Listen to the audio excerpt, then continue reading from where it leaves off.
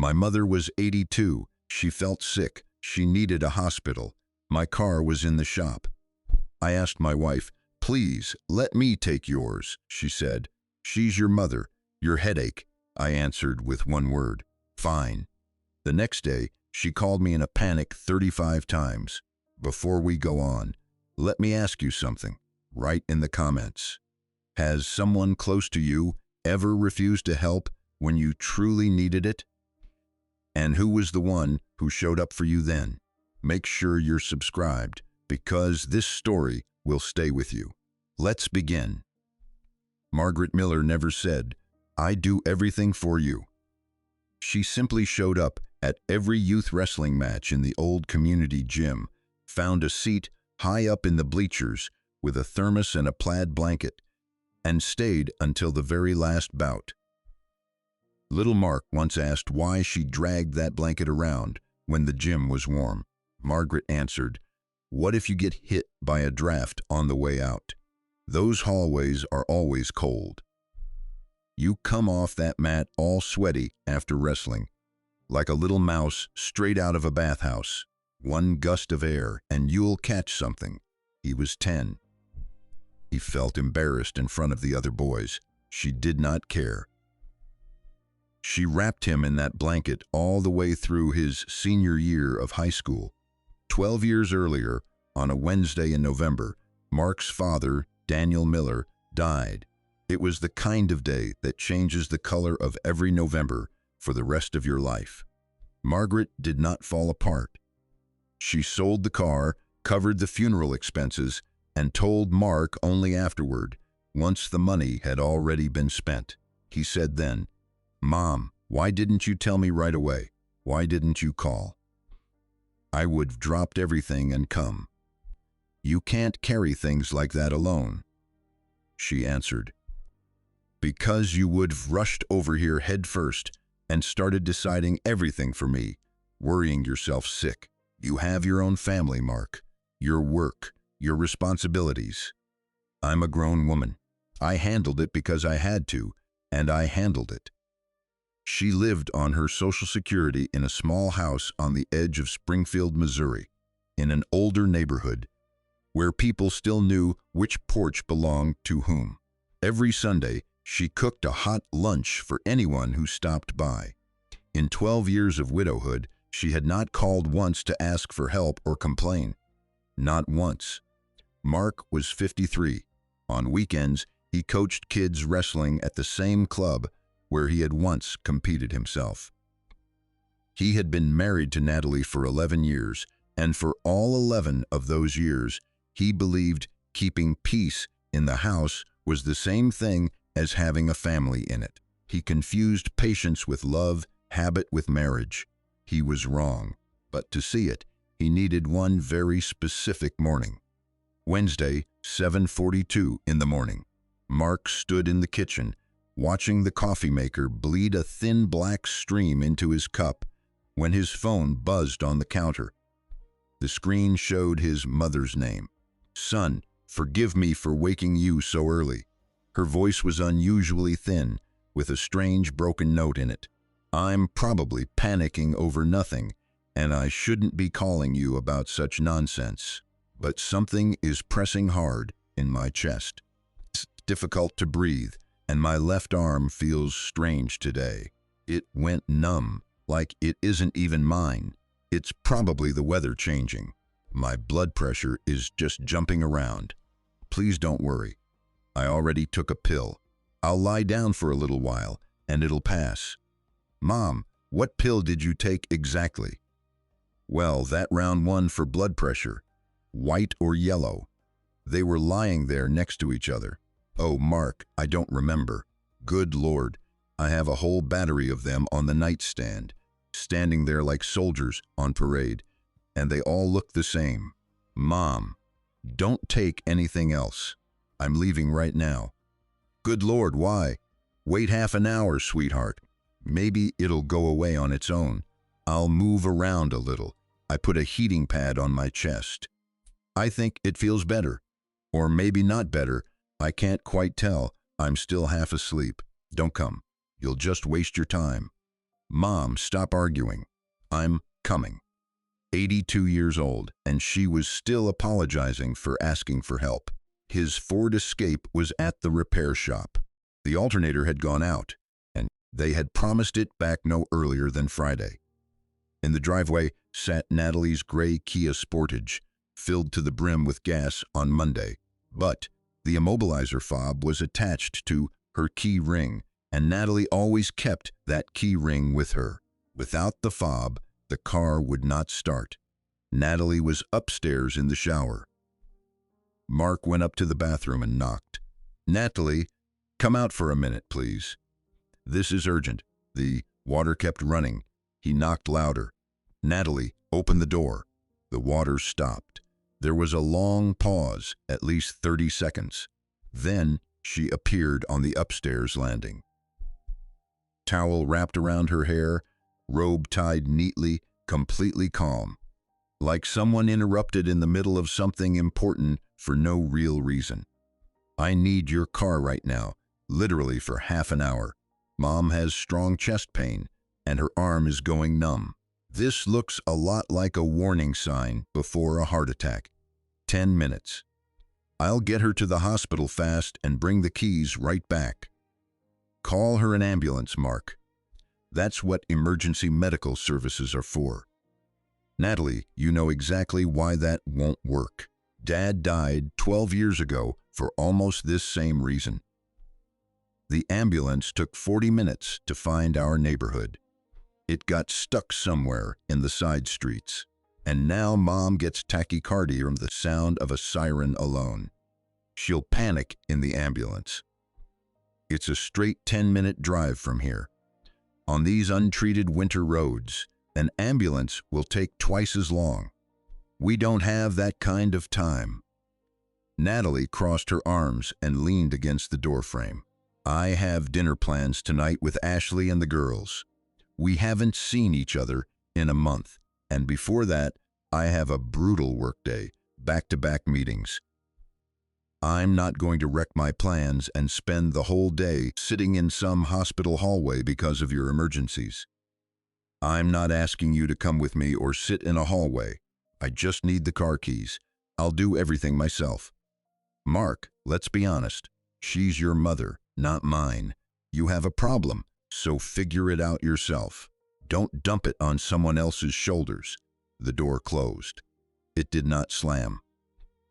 It shut carefully, as if they had been discussing an empty carton of milk in the refrigerator. Mark stood at the foot of the stairs. He looked at the closed door, then at his phone, and said one word: "Fine." It was not surrender. It was not a threat. It was the period at the end of a sentence after which a man stops asking. He called Frank Thompson. Frank was 71, a retired city bus driver who lived 4 houses down on the same street. He picked up on the first ring. "Frank, good morning. Sorry for calling so early. Mom has strong chest pain. I think it's her heart, and my car's in the shop. I need to get her to the emergency room right away. Can you help if you're not busy? Give me exactly 4 minutes. I just need to pull on pants, and I'll drive right up to your house." "Frank, maybe you had plans this morning? I don't know. I hate dragging you into this. Mark, cut that nonsense out. My only plan this morning was to feed the cat. The cat can wait. A little medical fasting might do him good anyway. He's gotten fat living off government-grade luxury around here. 4 minutes, I'll be at the gate. Come out." Mark called his mother back. "Mom, I'm already on my way. We'll be there in 5 minutes. Frank Thompson is driving. We're in his car. Please dress warmly, get your documents, and just open the front door so we don't lose time." "Oh, sweetheart, why did you make such a commotion on the whole street? Frank is an older man. His back hurts. Why should he be running around in the cold because of me so early? Mom, please forget about Frank's back. Get dressed quickly and sit on the chair by the door." "But I need to change into something decent. I'm sitting here in my house robe." "Mom, Come out in whatever you have on. Forget decent. All right, sweetheart, all right. I'm putting on my shoes. Frank pulled up in 3 minutes and 40 seconds. Mark counted. His well-kept old Buick had seen everything Springfield's winter roads could throw at a car, and it had never once let its owner down. Frank had known Margaret for more than 20 years. He had been at Daniel Miller's funeral. He shook hands in a way a person remembered. Margaret sat in the back seat beside Mark and held his hand. She had put on her warm winter coat, her good one, and had even combed her hair, though the fingers on her left hand were not obeying her. Even a trip to the hospital was still, for her, an event that deserved respect. Frank, forgive me, for God's sake, for causing all this fuss and dragging you out so early. I'm sure you didn't even have time to eat breakfast because of me. Margaret, stop that. I've been up since 6 sharp. Watered the plants on the windowsill, listened to the radio news, fed the cat. And that ungrateful beast, by the way, did not appreciate my care at all. Now he's sitting there staring at the bowl like I personally insulted him instead of giving him food. So you could say you nobly saved me from domestic terror. She laughed, softly but clearly enough that Mark felt something unclench in his chest. And what about the roads coming out of your neighborhood? Did they finally salt them, or is it one solid skating rink again? They salted them, Margaret, don't worry. With sand, I think. Judging by the quality, it's probably the same sand they bought back when Jimmy Carter was president. They've been saving it strategically ever since, 1 teaspoon per year, so our grandchildren will have some left too. At least something in this country is consistent. Margaret smiled and squeezed Mark's hand a little tighter. The drive took 10 minutes. Frank parked by the emergency entrance, helped Margaret out, and while she walked toward the doors, he said quietly to Mark, "That's what normal, real people usually do in life, Mark." "Some people, Frank, not everyone, unfortunately." Frank looked at him for a long moment, understanding more than Mark had said, and added nothing. Registration was at 8:27 in the morning. Melissa, a broad-shouldered, no-nonsense nurse beside whom panic seemed foolish, filled out the paperwork in 15 minutes and took Margaret to cardiology. The doctor on duty, Dr. Robert Deming, ordered an electrocardiogram and a troponin blood test. "Mrs. Miller, symptoms like the ones you're describing at your respected age are something we always take very seriously. The body doesn't start malfunctioning for no reason. It sends signals, and our job is to hear them in time and understand what they mean." "Doctor, honey, is all this going to take long? I left home in such a rush. I think I forgot to unplug the iron.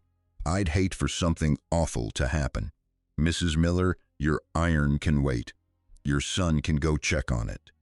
Right now, you and your health are far more important to us than household appliances." "Well, the iron is new and good, and it would be a shame if it burned out.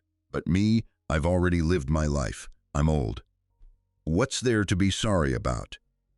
She winked at Mark, and he could not decide whether he wanted to laugh or turn away toward the window. Before they took her for testing, Margaret reached out and touched Mark's face lightly with her fingertips. "You came after all, sweetheart," she said, with an intonation that suggested that, until the last minute, she had allowed for the possibility that he might not. "Mom, what kind of nonsense is that? I will always come, no matter what happens, from the other side of town, or on foot through snowdrifts if I have to." "I know, sweetheart. Of course I know. It's just that in my old age, I like hearing it one extra time." She stroked his cheek twice, leaned back on the pillow, and closed her eyes. Mark sat in the waiting area for almost 3 hours. Plastic chair, buzzing lights, a television in the corner with the sound off. People on the screen argued silently in a studio, and somehow that mute shouting made the room feel even quieter. He walked to the coffee machine near the elevator. The machine gave him an empty cup. Mark pressed the button again, and boiling water poured out. On the third try, something cloudy came out, tasting like the liquid they use to mop apartment building hallways. Mark drank it and did not feel a single swallow. He thought that if his mother survived a hospital breakfast, nothing in the world could hurt her. At 11:04, Dr. Deming came out of the cardiology corridor. His face was calm, not alarmed, but it did not carry the immediate relief Mark wanted to see. "Mark, you should probably sit down. This is a serious conversation, and you've already spent hours on your feet." "Thank you, doctor, but I've spent the last 3 hours sitting on that plastic chair in the hallway. My legs are completely numb, so I'd rather stand, if you don't mind." Dr. Deming nodded, accepting that as a reasonable argument. "Your mother has been diagnosed with unstable angina, essentially a classic pre-heart attack condition. I'll be direct. This was not a heart attack yet, but her body was sending very serious and very clear warning signs. It is extremely fortunate that you brought her in when you did. You made it just in time. For now, we're keeping her under observation in the cardiac intensive care unit. We'll run additional tests and adjust her entire treatment plan.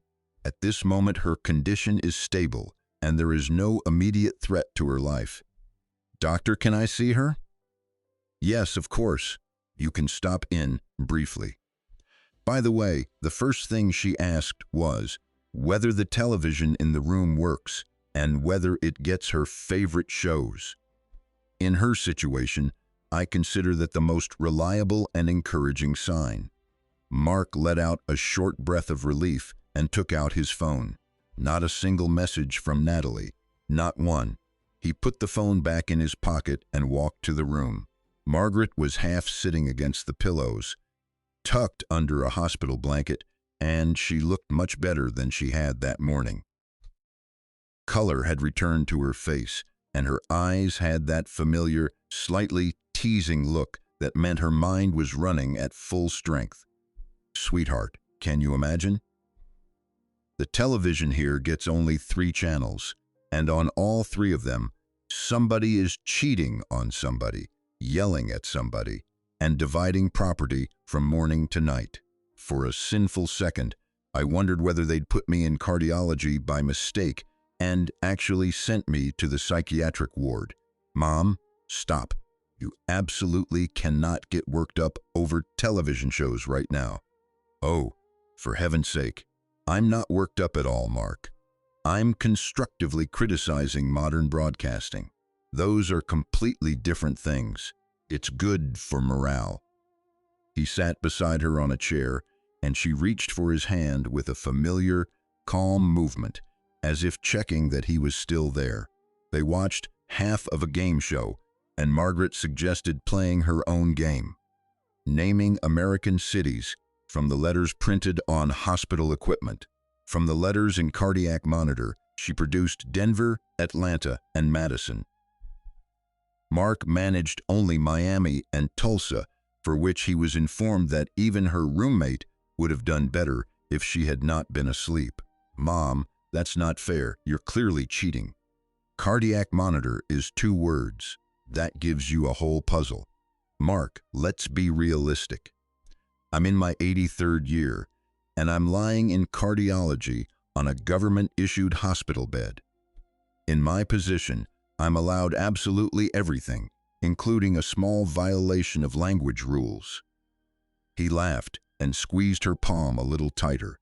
By 4 o'clock, she began to get tired. Her eyelids grew heavy, and the pauses between her remarks grew longer. Mark stood to leave, and then Margaret's tone changed. The thin morning voice had disappeared long ago. Another voice appeared now, firm, the one she used when she meant every word. "Natalie, as I understand it, did not come today and is not coming. It was not a question. Mom, you understand. She had some important things planned for tonight since last week. Dinner with old friends. Mark heard how ridiculous it sounded as he said it. Margaret did not raise her voice. She did not utter a word of judgment. She only nodded slowly and looked toward the window, where the January light softly outlined the winter horizon over Springfield. Go home, sweetheart. Rest. It's already late, and you still have to get across town in traffic. He kissed her forehead and left. Frank was waiting in the parking lot. He had not gone home, though Mark had asked him not to wait. They drove in silence in that comfortable quiet that is possible between people who do not need words.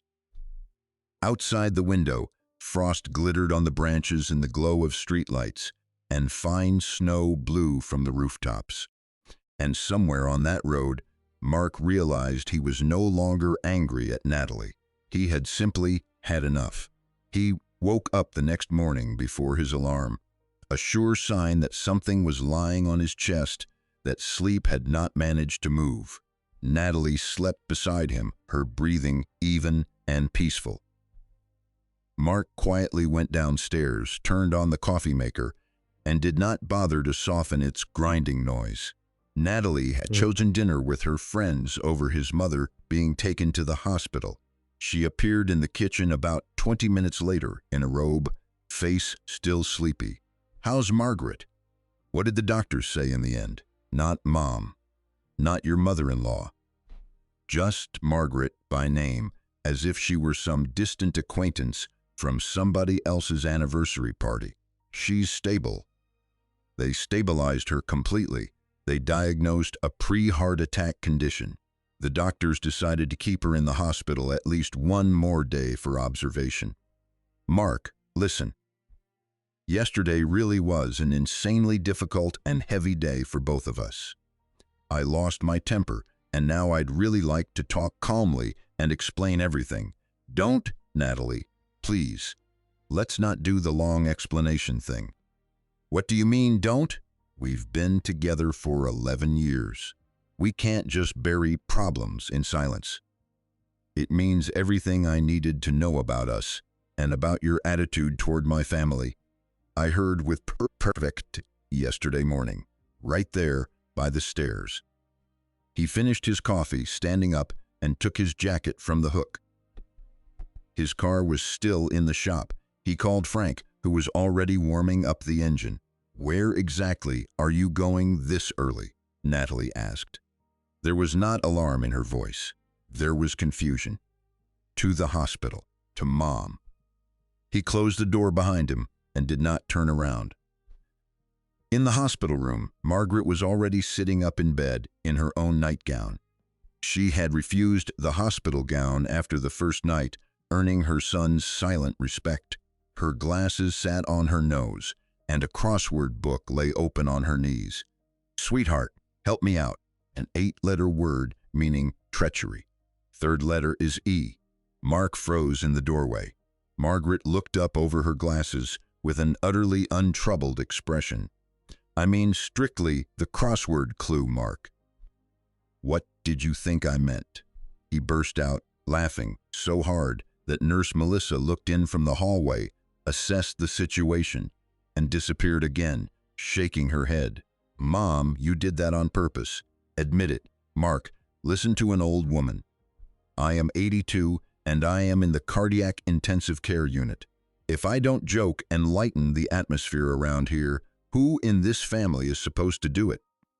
He sat in the chair, poured himself hospital coffee from a plastic cup, a drink that had not become any tastier or more understandable in composition overnight, and did not complain because sitting beside her in that room was exactly where he wanted to be. Margaret solved 2 more words, then set the pencil aside and looked at Mark over her glasses in a different way than she had a minute earlier. Sweetheart, I need you to help me dial a number. I want to call Harold Benson, our estate attorney. Yes, exactly him, the one who helped me with all the paperwork after your father died 12 years ago, and then prepared my personal will 6 years ago. I didn't sleep all night. I lay here thinking about this. Mom, maybe we should deal with those questions later. Definitely not right now. You only just started feeling better. You shouldn't put that kind of strain on yourself. Mark Daniel Miller. All 3 names. He had not heard that since he was 17 and came home 40 minutes later than promised. He went quiet. I am 82 years old, sweetheart. Let's look the truth in the face.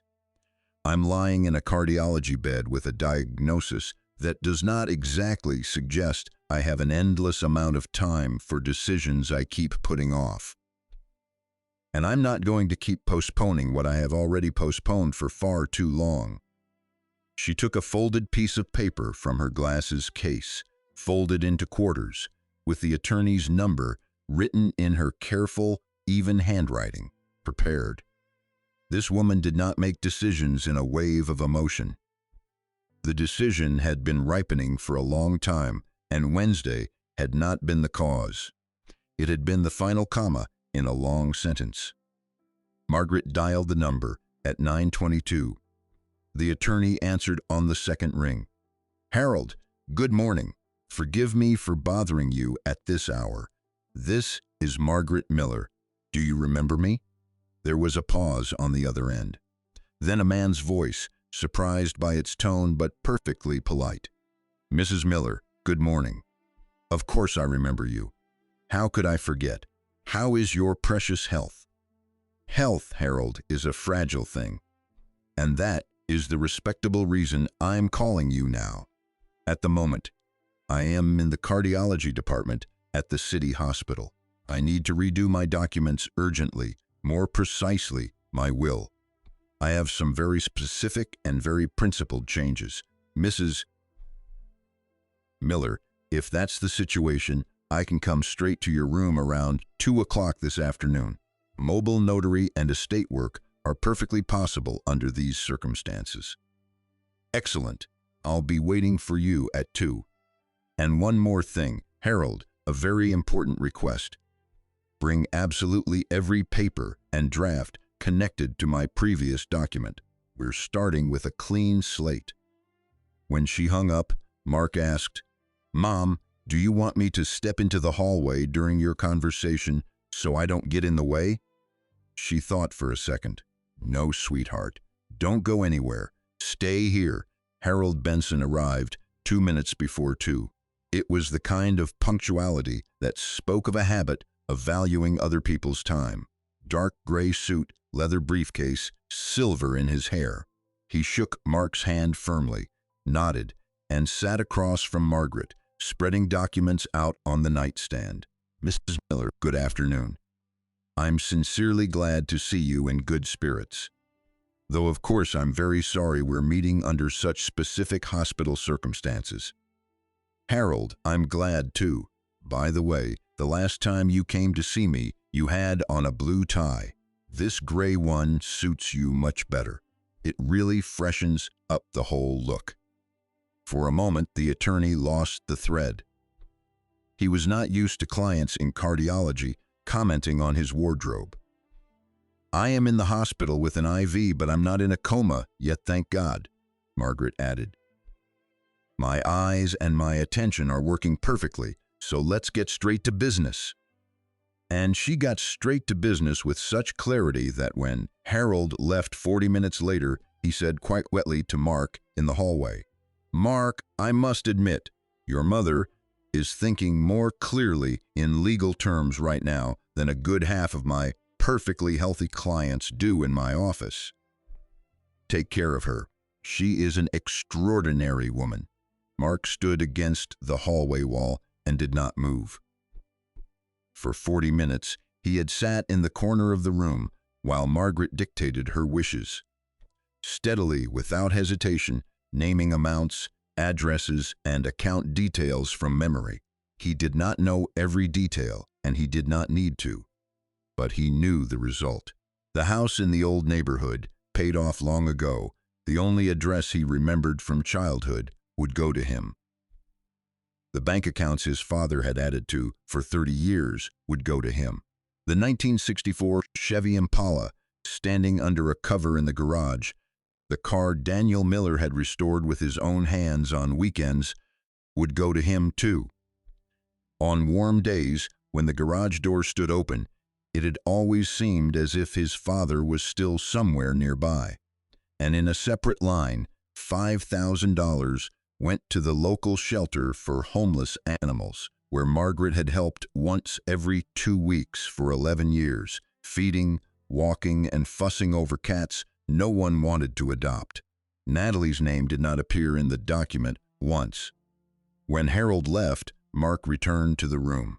Margaret had already put her glasses back on and bent over the crossword, unbothered, as if the previous 40 minutes had been no more difficult than solving a 6-letter word starting with P. Mark sat beside her and looked at this woman who, in the morning, had joked about treachery, at noon had rewritten her will, and by evening would return to the game show and beat her roommate at word games.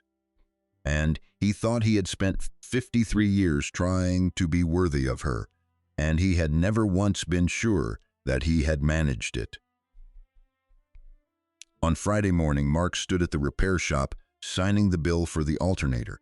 Victor, the mechanic whose boys trained in Mark's wrestling program, had installed a new one, changed the oil, and replaced the windshield wipers for free. Victor, thank you, really, but I didn't ask you for new wipers. They weren't on the work order. And I didn't ask you, Mark. Your left wiper made such a heartbreaking screech when it ran that my own right ear started twitching while I was backing the car out of the bay. So take your machine, drive safely, and give your mother my warmest regards. Tell her to get better soon. Wait, how did you even find out about my mother? I barely had time to tell anyone. Mark, you're a funny man. This is Springfield, the edge of the old neighborhood. Around here, the mail carrier and the neighbors learn city news 15 minutes before the ambulance dispatcher even gets the call into the system. While Victor wiped his hands on a rag, the phone on the dashboard lit up. Natalie. Mark looked at the screen, put the phone in his pocket, and kept signing papers. The phone buzzed again, a third time, a fourth. He had nothing to say to her. Nothing that would come out the way it needed to. At the hospital, Margaret was already waiting in her winter coat with her bag neatly packed. Nurse Melissa stood nearby, and an orderly held the mandatory wheelchair. Mrs. Miller, sweetheart, please understand. We have a strict hospital protocol. We're supposed to escort you all the way to the exit in the wheelchair, Melissa said, trying to sound conciliatory. Melissa, my dear girl, my medical chart says pre-heart attack condition in black and white, not amputation of both legs clear up to my ears. Thank God, I am still capable of walking to my own son's car on my own 2 feet without your special transportation. Mom, please, don't be stubborn. Sit in the chair. It's exactly 3 minutes to the exit doors. Don't make a scene out of nothing. Mark, I carried you under my heart for 9 whole months and raised you my entire life. Certainly not so that in my old age you could roll me around in a wheelchair like some helpless old woman in front of all decent society. Mom, calm down. Nobody in this hallway is even looking at us. Everybody has their own problems. Well, I am looking at myself, and I see everything perfectly. For me, that is more than enough. She did sit down in the end, but with an air suggesting she was doing an enormous favor to the entire healthcare system. While the orderly pushed her toward the exit, she commanded the route, pointed out which door should be opened first, and twice asked him to slow down because this was a wheelchair, not a race car. The orderly grinned. At the automatic doors, she stood up from the chair the very second she crossed the threshold, tugged her coat straight, and announced to the whole lobby, "Goodbye, dear people. I sincerely hope I won't be visiting you again for at least the next 20 years. Melissa said goodbye warmly, not formally, the way people say goodbye to someone they will remember. Margaret took both of Melissa's hands in hers. You are a good one, sweetheart, a truly smart girl. Your job is hard, but you are exactly where you're meant to be. Never let any boss or any cranky patient tell you otherwise. Melissa pressed her lips together, nodded, and stepped back. And Margaret walked to her son's car on her own feet, slowly upright, holding her bag over the crook of her arm as if she were out for a stroll. In the car, she saw Mark's phone on the dashboard lighting up every half minute. More than 10 missed calls before 9 in the morning. She said nothing. She only fastened her seatbelt and gave the window a faint smile. At home, Mark helped her inside and made chamomile tea. 4 minutes, just as she had once taught him. He checked the thermostat, opened the refrigerator, and began reading the names of her prescriptions out loud. All right, let's see what we have here. Take strictly twice daily, morning and evening, with a full meal. Margaret raised one eyebrow. Judging by that strict instruction, somebody now needs to cook that full meal for me regularly. Do you even know how to make any kind of porridge, Mark, besides store-bought frozen dumplings? Mom, what is this global lack of trust? I've coached youth wrestling for years, organized camps, handled groups of kids. Believe me, I can heroically manage basic oatmeal or buckwheat somehow. One thing does not interfere with the other, sweetheart. Your father, Daniel, was also a jack of all trades. He could take apart a tank engine with his eyes closed, but he managed to boil an ordinary chicken egg for 20 minutes and then sincerely wondered why it had the texture of a combat boot sole. She picked up another box. Nearsighted, she studied the fine print, then lifted her eyes. Wonderful. Let's read on. Possible side effect, mild dizziness. Well, praise the Lord, at least there's some medical certainty. I was beginning to worry seriously that my head was spinning exclusively from your endless parental lectures.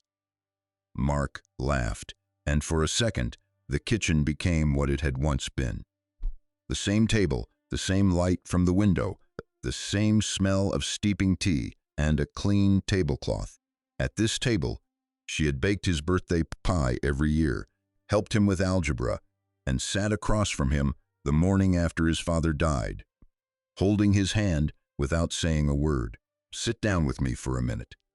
We need to talk, Margaret said quietly. He sat.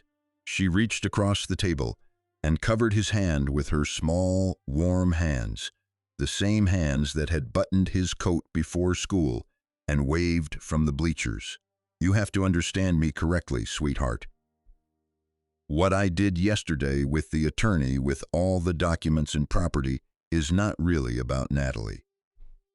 And it isn't because of some ordinary offense taken against her. You understand that very well yourself.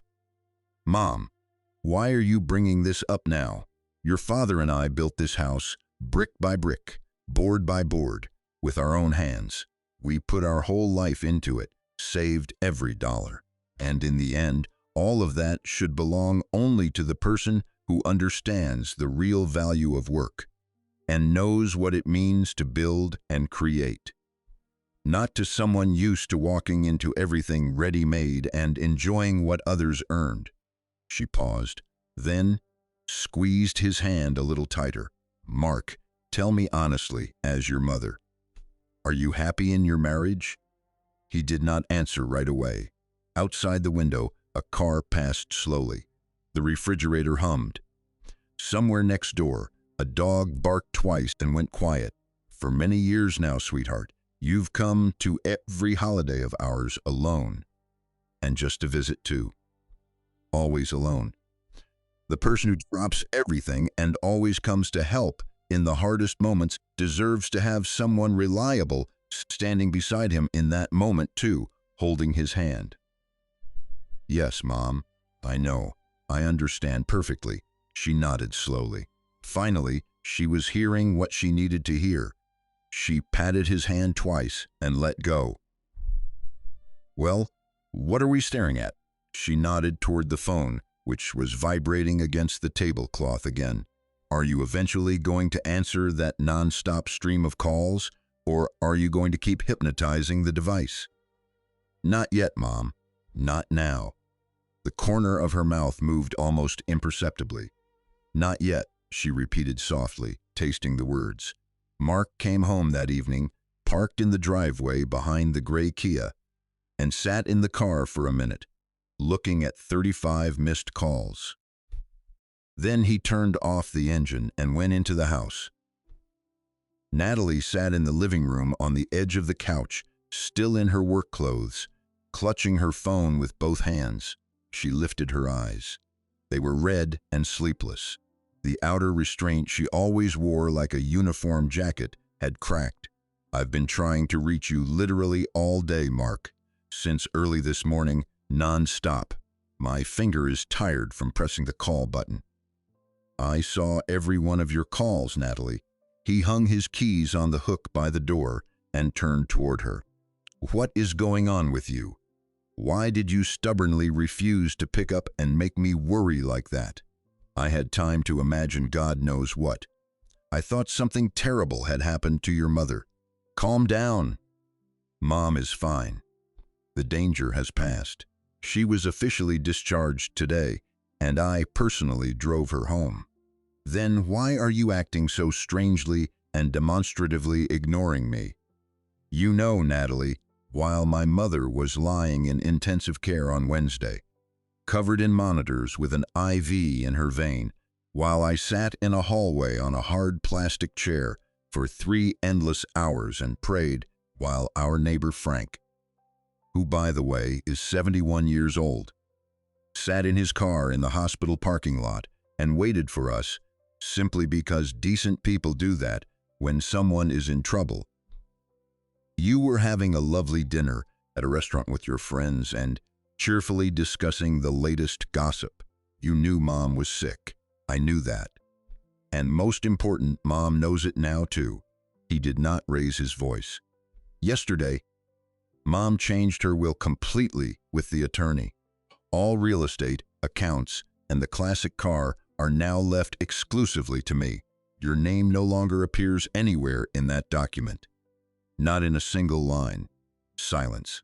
Natalie's face changed. That simply cannot be. She had no right to do that to me behind my back. She had every right, Natalie, and she already did it. Mark, you need to go to her right away and talk to her properly. Explain that a terrible mistake happened. A complete misunderstanding. Tell her I genuinely planned to come to the hospital.